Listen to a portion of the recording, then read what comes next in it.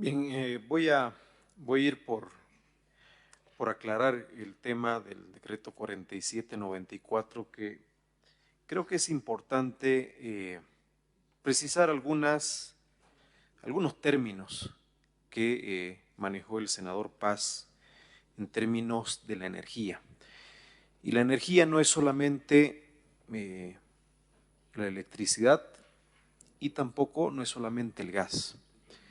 El decreto 4794 lo único que establece es un orden dentro del sector eléctrico para la generación eléctrica.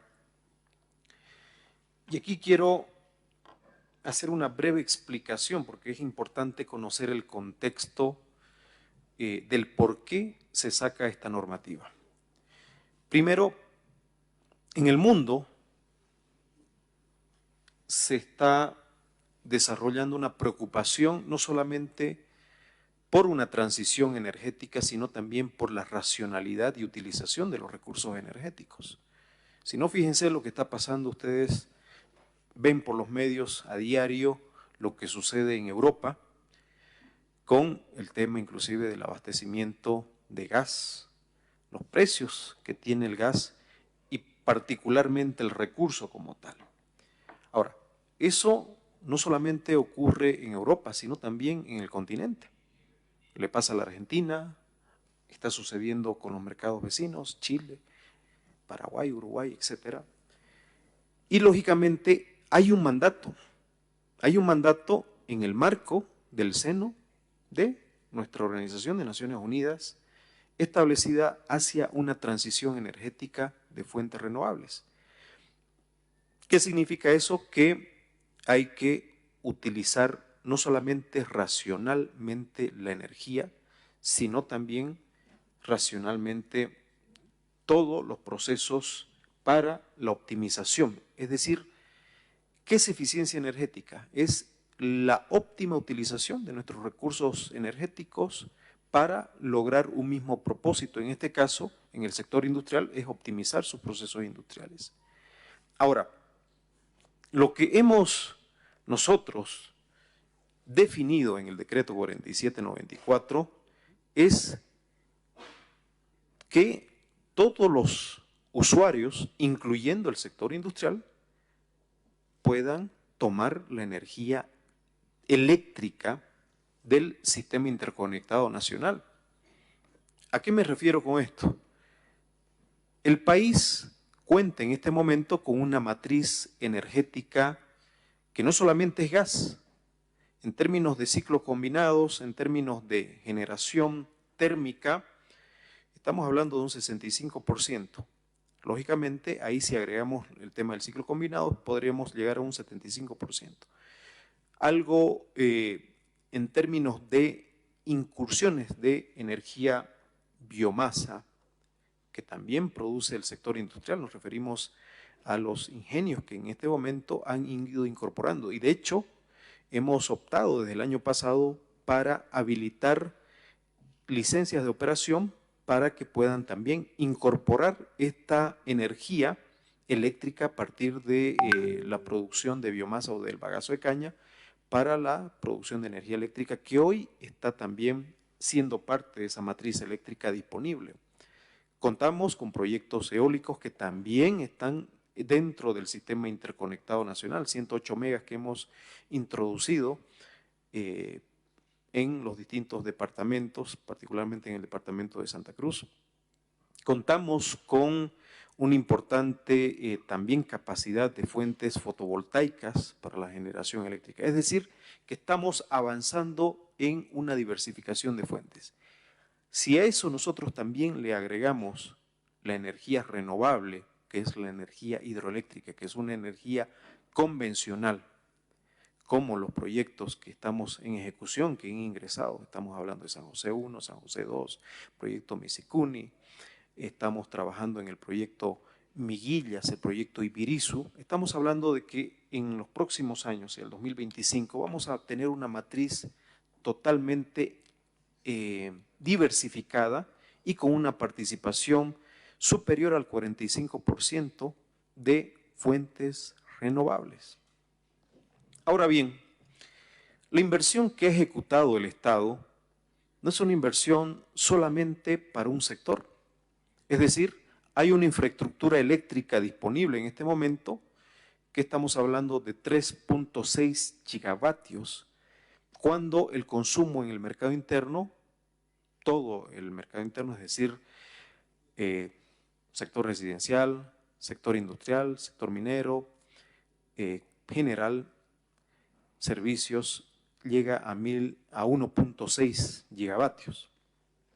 Entonces, el Estado ha invertido una infraestructura suficiente para abastecer a todos los usuarios, incluyendo a todos estos industriales.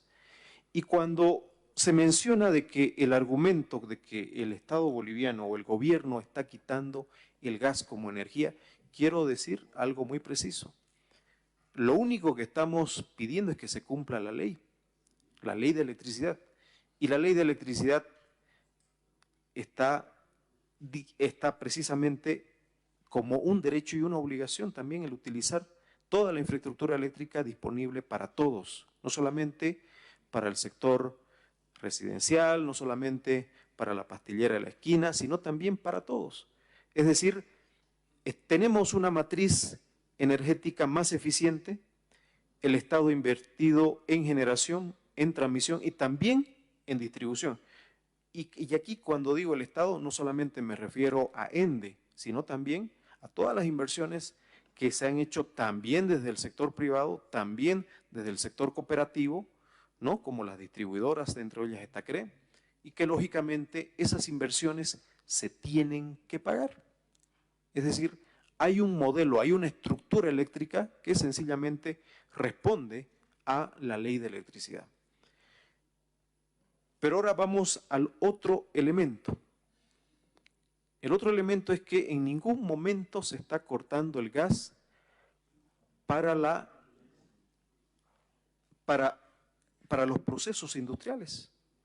De hecho, los sectores industriales tienen también una tarifa subvencionada en términos de gas para la producción de sus distintos procesos. Simplemente le estamos indicando de que a partir de ahora ellos tienen la obligación de ya no generar con gas con procesos que son ineficientes. Estamos hablando de máquinas, en algunos casos hasta motores, muy ineficientes. Y lógicamente eso atenta contra el Estado, atenta contra toda una infraestructura. Por un lado, quiero también precisar que el sector industrial hoy por hoy, en términos de tarifa eléctrica, tiene la tarifa más baja. Es decir, todos ustedes acá, que me imagino buena parte, por lo menos los que no somos industriales, tenemos una tarifa residencial, ¿no es cierto? Esa tarifa residencial está por el orden de los 0.8 centavos, 0.9 aproximadamente, y la tarifa del sector industrial en Santa Cruz, ¿saben en cuánto está? 0.56, 0.57. Es decir, que nosotros aquí estamos pagando más en términos de tarifa que el sector industrial. Entonces, no digamos que no hay una subvención al sector industrial. Yo creo que eso es una imprecisión total, ¿no? Y encima, que no la tomen esa energía, yo creo que ahí estamos entrando ya en otro debate. Y cuando hablan de incrementar los costos, porque por ahí vi una declaración que los costos se le van a subir al 40%, yo digo, ¿qué proceso industrial tiene un impacto en términos eléctricos del 40% en un proceso productivo? Yo creo que esa industria se está dedicando a otra cosa, menos a definir que ese impacto sea del 40%, que me parece un total absurdo. Pero bueno, más allá de eso, como lógica del decreto, el decreto está orientado a que ordenemos la casa. ¿Qué significa ordenar la casa? Que se utilicen los recursos como deben de ocuparse. Es decir, si estamos trabajando por la eficiencia energética, por la utilización óptima de recursos, y en este caso de la utilización del recurso de gas, es no solamente una obligación, sino es un imperativo que la utilización del gas para la electricidad, lógicamente, en primera instancia, reitero, tenemos una infraestructura que es una infraestructura optimizada, donde en términos de precio monómico, lógicamente que si nosotros hacemos el balance de costos en términos de generación, y yo le reto que alguien me demuestre todo lo contrario, que nuestro sistema eléctrico está por muy debajo de esos precios que pudiera generar cualquier persona con gas para la generación eléctrica. Primero, reitero, porque en términos, si vamos a hablar en términos técnicos, un ciclo abierto, que es una generadora a gas, no puede competir contra un sistema que tiene ciclos combinados.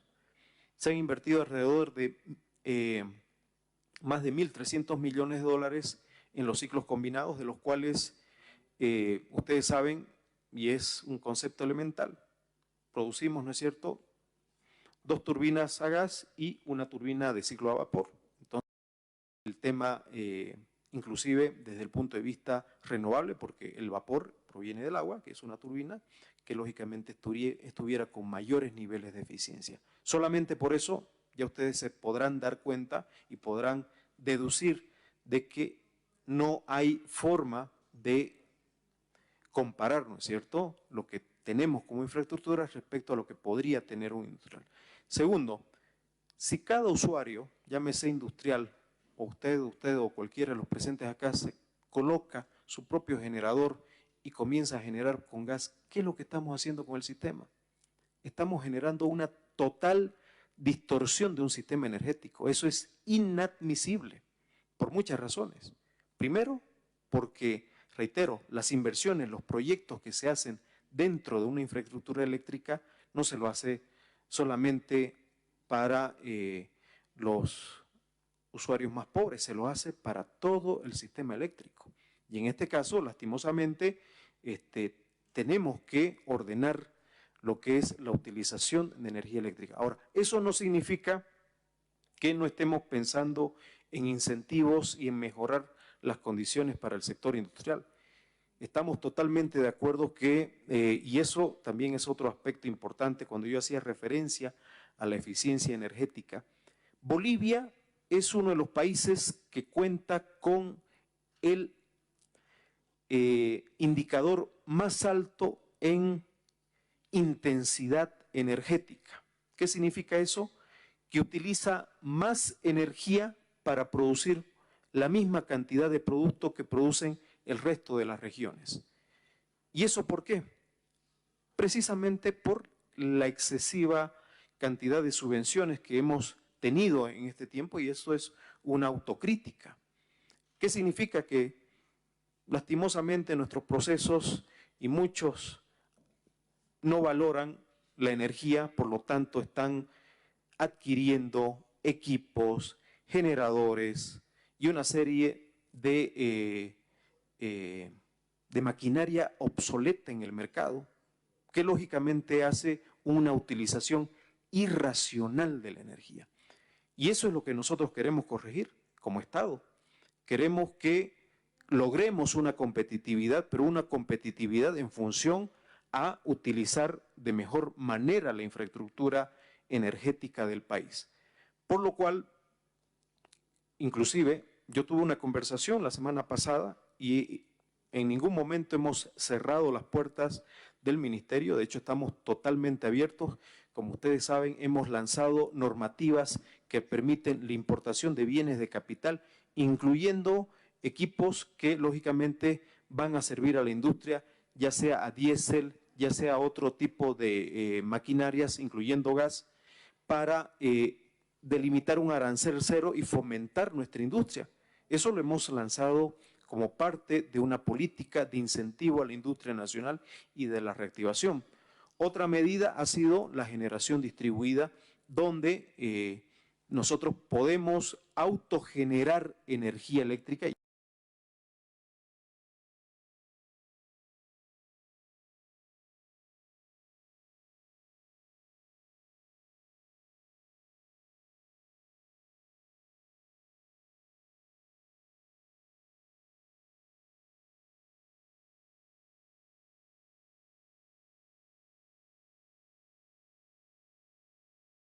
y eso es lo que quiero también que quede claro. Podemos autogenerar en proyectos, por ejemplo, como la biomasa, que es en el caso del bagazo de caña, o proyectos vinculados a la castaña, o proyectos generados, o proyectos vinculados a la castaña, o proyectos generados con biogás a partir de los restos que deja la parte orgánica, también se puede utilizar. Evidentemente, tenemos que sentarnos con este sector industrial, tenemos que trabajar y tenemos que diseñar una política y una reglamentación que evidentemente todavía es parte de una agenda pendiente. Ahora, por otro lado, no es que ahora se apague la llave para el tema de la generación termoeléctrica para estos usuarios. Hay un proceso de adecuación y, por si acaso, para aquellos sectores industriales que requieren generar, porque está su conexión lejos al sistema interconectado nacional, evidentemente ellos van a seguir generando electricidad. El decreto lo prevé así. Es decir, en ningún momento se va a parar la producción, se va a afectar la producción. De hecho, estamos en proceso de reglamentación con la Autoridad de Electricidad. Hemos recibido el día de ayer recién una carta formal por parte de la Cámara de Industria y Comercio, CAINCO, para reunirnos y lo vamos a hacer. Nos vamos a reunir, nos vamos a sentar, vamos a conversar con ellos porque lógicamente, reitero, nuestra lógica de ningún momento tiene que ver con atentar con la economía del sector industrial, más bien al contrario, buscamos fortalecerlo. Pero eso sí, tenemos que ordenar la casa, porque aquí hay una distorsión total. Es más, un dato adicional que ustedes tal vez no sepan, algunos, y espero que no todos, de estos sectores, bajo ese argumento de autogeneración, ¿qué está sucediendo? No están pagando las tasas de alumbrado público, de aseo urbano, y eso seguramente tiene muchas cosas raras. Reitero, no son todos, no estamos estoy diciendo algunos de estos usuarios se escudan bajo este argumento, generan su propia energía, no consumen nada del zinc, pero tampoco no pagan su tasa de aseo urbano a la alcaldía, es decir, los municipios no están recibiendo ingresos porque generalmente y seguramente muchos de los que han sido, así como el senador Paz ha sido alcalde, entonces comprenderá de que el municipio también recibe y se debe de pagar, ¿no es cierto?, una tasa de aseo urbano, se debe pagar una tasa de alumbrado público y también aquí hay un elemento importante porque hay una distorsión porque esto está asociado lógicamente también al consumo eléctrico. Eso como un elemento, y van a disculpar que me extienda en este punto, pero creo que era necesario frente a una serie de declaraciones que cuando uno dice que la verdad cuando no es completada es peor que una gran mentira, y era importante precisar estos elementos. Reitero, si el compañero que se ha comprado su horno, ojo, el horno requiere un proceso para la generación térmica a gas. Esos 1.300 o 1.3 millones de dólares están totalmente garantizados. Va a seguir ocupando su horno a gas. Son procesos térmicos. Por lo tanto, el horno debe de operar con el gas que le provee YPFB. En ningún momento eso se va a cortar. Bien, respecto al tema del ajuste también que tiene que ver con lo que es la exploración, quiero también precisar de que evidentemente estos contratos, estos 5